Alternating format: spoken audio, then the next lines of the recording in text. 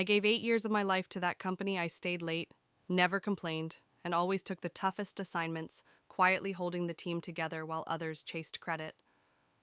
For 8 years, my manager never truly saw me, never once recommended me for promotion, never once acknowledged me in a room full of decision makers, but what he didn't know was this. 2 months later, he would call me boss.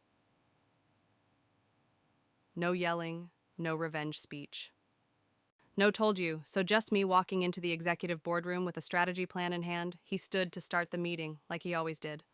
I looked him straight in the eyes and said calmly, "You can take a seat. Mark, I'll be leading today." The silence in that room. You could have heard it echo off every polished wall. Mark froze lips, tight face pale. He didn't say a word, because he didn't need to. The truth was already standing at the head of the table, me. Alright, bossarmy, let's rewind. Not to the beginning. Let me take you to the moment where things cracked. It wasn't the day they passed me over for promotion. It happened weeks earlier in a quarterly review. I had just led our team through a near-disaster client turnaround. I salvaged a 6-figure deal, rebuilt trust, and finished 2 weeks ahead of deadline. And in our one-on-one, he looked at me and said, "Mia, you're solid, a real team player. But leadership, it's not the right fit for your energy." I blinked. "Your energy," he repeated like that, explained everything. "You're great behind the scenes." A perfect number 2, I remember gripping the edge of my chair so tight my fingers went numb. A guy didn't cry, I didn't argue, I thanked him, and walked out of that office like someone who had just been erased quietly. Sacre soit, and thrice on the drive home I pulled over and sat in silence. 8 years. All that work. And that's how he saw me, support staff, not strategy, not someone who leads, just someone who helps. I almost quit. Truthfully, I even drafted the email. But then I thought of Erin, our new intern. She looked to me like I was the only one in the company who actually listened. And Thomas, the engineer, who only spoke up in meetings if I nodded first. If I left, who would protect them, who would make sure credit went to the right people. That's when I realized something important. I wasn't staying for Mark. I was staying for everyone he overlooked. That's when things changed. I enrolled in a fast-track leadership program run by a VC firm. I reconnected with my old mentor, now a COO at a major competitor, and I began documenting everything Mark got wrong, not to get even, to get ready, because I knew deep down my time would come. And when it did, I wouldn't ask for permission. 2 months later, our company was acquired. The new execs reviewed team structures and asked for recommendations on who should lead the transition. They didn't choose Mark. They chose me. He still had a title, but now he reported to me. I'll never forget our first leadership meeting. He walked in avoiding eye contact and softly said, "Morning, boss?" I didn't gloat. I didn't smirk. I just replied, "Let's begin the meeting. Mark." Because that was the real power, not proving him wrong, proving myself right. The first week I returned as a leader was quiet. No grand announcement, no headline. Just a calendar update that read Weekly Strategy Sync, hosted by Mia Davis, VP Ops.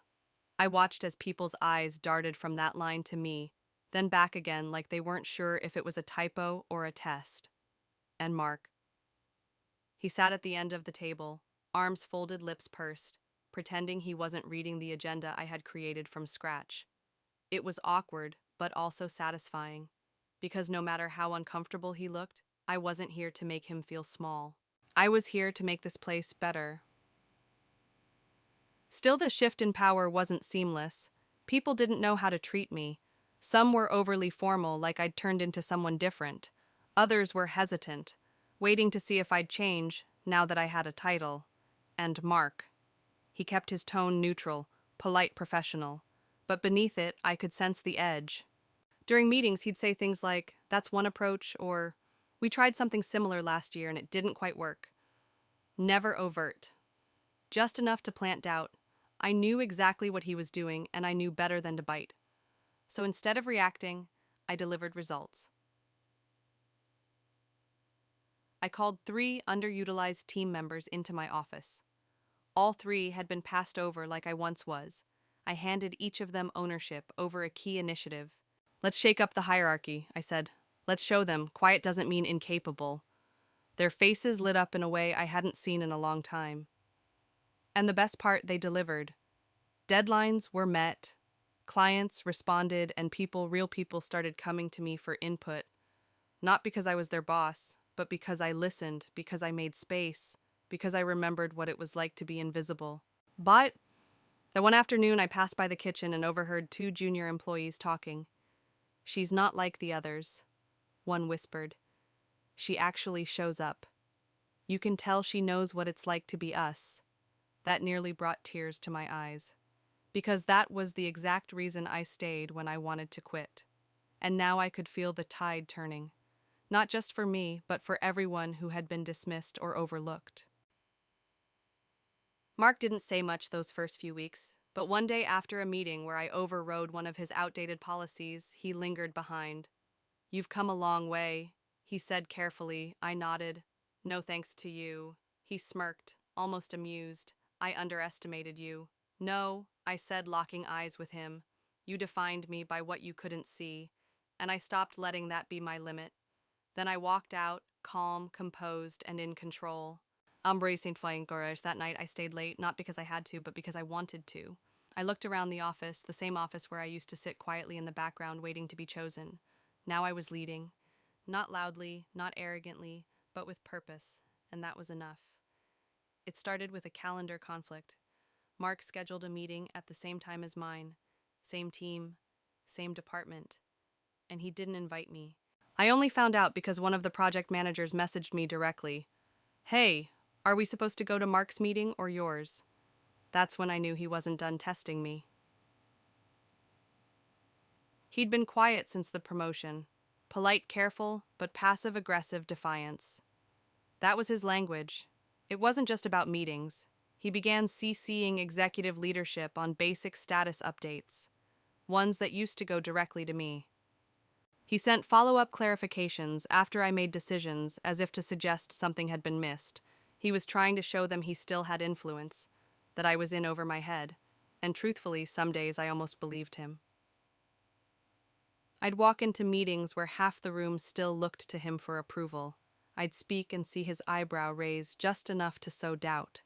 No words, just signals.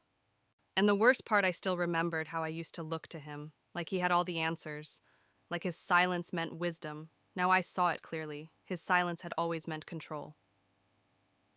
But I wasn't the same Mia anymore, so I didn't confront him directly. I let the results do the talking. I streamlined 2 outdated processes he designed years ago, cutting project timelines by 30%. I ran a blind feedback survey. My leadership scores were the highest in the division. I gave 3 junior staffers visibility in the quarterly town hall. They shined. And suddenly people started saying things like, "I've never seen the team this energized. I didn't even realize Mark wasn't running this anymore." Exactly. But still, he didn't back down. One afternoon, I caught him in the break room, casually explaining to someone that some people get promoted because they're likable, not because they can lead long term. He didn't say my name, he didn't have to. The words stung, but they also hardened something inside me. That night, I stayed late.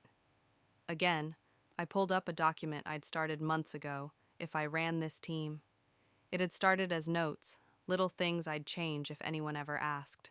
Now it was a blueprint. I added a title transformation roadmap, Q1, Q4, and then I shared it with the executive team. Not as a suggestion, as a proposal, fully budgeted, fully backed by data, fully mine. 2 days later, I was given full approval. And for the first time in his career, Mark was asked to implement a plan he didn't design under a leader he once dismissed. He sat across from me in that meeting, flipping through the printed proposal. Then he looked up and said, "It's bold." I nodded. "It's necessary." He paused. "You're changing things fast." I smiled. That's what leaders do, right? He didn't answer. He didn't need to. Because by then, everyone in that room already knew the truth. I wasn't his assistant anymore. I was the one setting the vision now. It was subtle, just like always. An executive email thread I'd started about our Q3 strategy was somehow hijacked by Mark.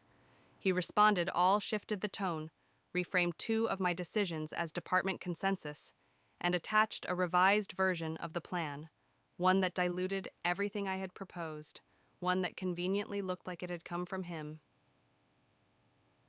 I stared at the screen, my fingers hovering above the keyboard. It wasn't rage, I felt. It was exhaustion. I had played this game for years, watched him adjust team ideas just enough to claim authorship. I used to let it go. I used to think, if the result is good, who cares, who gets credit? But I cared now, because it wasn't just about me anymore. It was about the culture I was building and what I'd be allowing if I stayed silent. So I picked up the phone and scheduled a one-on-one, not over Slack, not passive-aggressive in email, face-to-face. Mamer, but we met in the glass conference room he once used to lead. Now it was my name on the calendar invite. Mark walked in with his usual calm demeanor, half-smile, tablet in hand, as if nothing was out of place. I didn't waste time. Mark, I began, I saw your reply to the strategy thread. He leaned back slightly. I thought I'd just help polish the language a bit. Clarify intent. I nodded once. And by clarify, you mean override. A pause. Then look, Mia, it's not about ownership. We're all rowing the same boat. I leaned forward exactly, which is why one person shouldn't be grabbing the oars mid-stroke. His jaw tightened. I continued calmly. I need to be clear. This is the last time you'll reframe my decisions without alignment. The leadership team needs one voice, and right now, that voice is mine. He looked at me for a long second, measuring, calculating. Then he said, "You've changed." I smiled. "No, I just stopped apologizing for knowing what I'm doing." And with that, I ended the meeting. On the next morning, I forwarded the original strategy thread back to the execs with my plan restored and a clear note that read, "Final version approved and aligned by VP Ops." Moving forward with implementation. No shade, no drama, just clarity. And to my surprise, the responses came in quickly. "Excellent direction. Glad to see this moving forward. Thanks for leading with precision. Mia." Later that week, something shifted. Mark stopped trying to dominate meetings. He stopped inserting his edits without being asked. He started asking questions, not out of curiosity, out of acceptance. And the team noticed. One colleague stopped me in the hallway and said, "I've never seen him so quiet." I laughed. "That's because for the first time he's not the one writing the story." By the end of that quarter, our department hit its highest efficiency numbers in 5 years. Retention was up, morale was stronger, and people were finally collaborating without fear of being overshadowed. It wasn't just my win. It was ours. Because I didn't climb to the top and pull the ladder up behind me, I anchored it, and I made sure the next woman behind me didn't have to fight the way I did. I didn't expect the email. It came from the CEO subject line Q3 Impact Review, Outstanding Leadership Recognition. He named me directly, said the cultural and operational improvements under my direction had set a new standard for team leadership, and then he ended with this: "We need more leadership like this, replicable, scalable human." I read it 3 times. Not because I didn't believe it, but because for 8 years I had trained myself not to expect it. It was a strange feeling being seen, not for what I supported, but for what I built. There were no balloons, no confetti, just a moment of stillness at my desk, where I allowed myself something I hadn't in a long time: pride.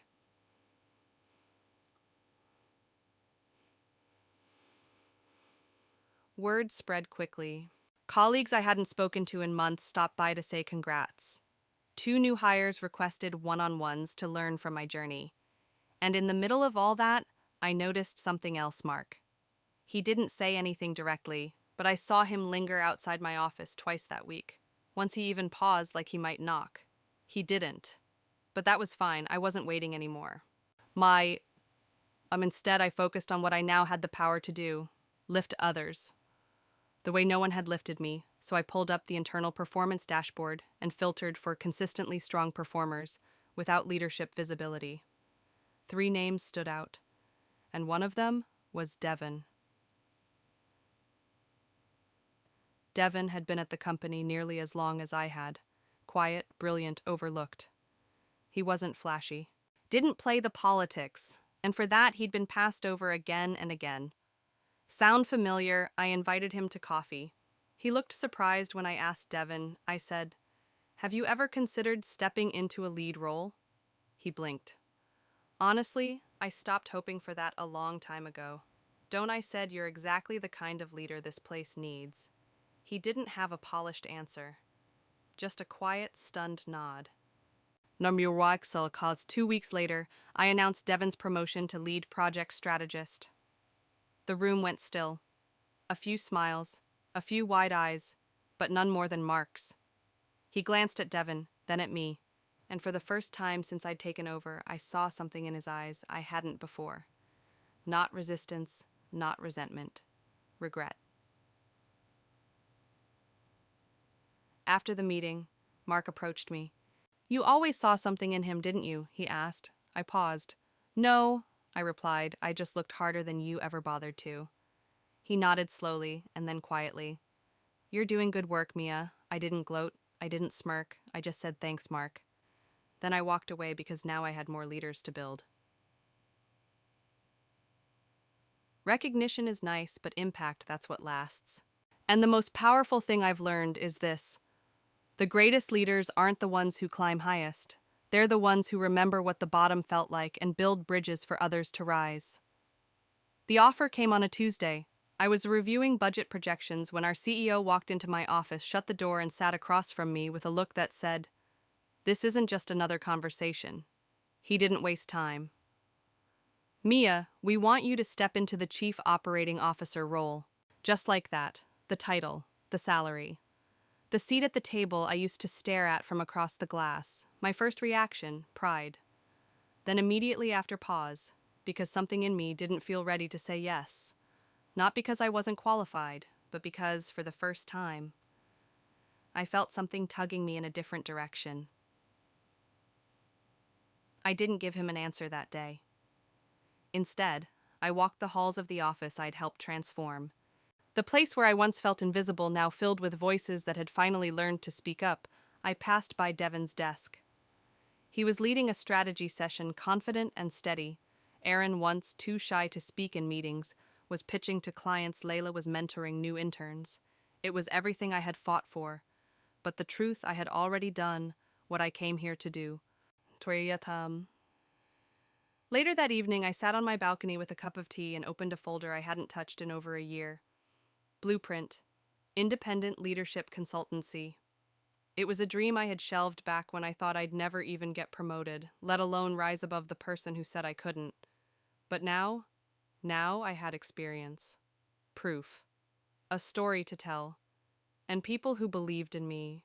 I thought about every woman who had messaged me privately after the promotion. "I wish I had a mentor like you. How did you survive being ignored so long? I'm still stuck. But your story gave me hope." That's when I knew. It was time to build something that didn't require permission to lead.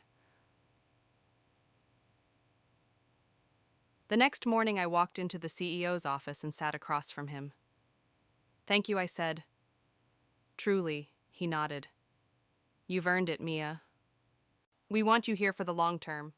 I appreciate that, I replied, "but I think it's time I step into something that's mine." I watched his face change, not surprised, but respectful. "I'm not leaving out of frustration." I added, "I'm leaving because I'm finally ready." He smiled, stood, and offered his hand. "We'll miss you, and we'll be cheering for you." 2 months later, I launched my leadership consultancy. No corporate politics. No titles to beg for, just honest human guidance, especially for women who had been told they were too quiet, too emotional, not quite leadership material. I called it second seat strategy, because I wanted to help all the number twos like me who were more capable than anyone realized. Mark sent me a message on LinkedIn after the announcement. "You proved us all wrong. I'm rooting for you, and I'm learning." I stared at it for a moment. Then I replied, "Good. That means I did it right." Leadership isn't about being the loudest. It's about seeing people building what didn't exist, and sometimes knowing when to step away because your purpose is calling you somewhere higher. I didn't climb the ladder, I outgrew it, and now I'm building something better.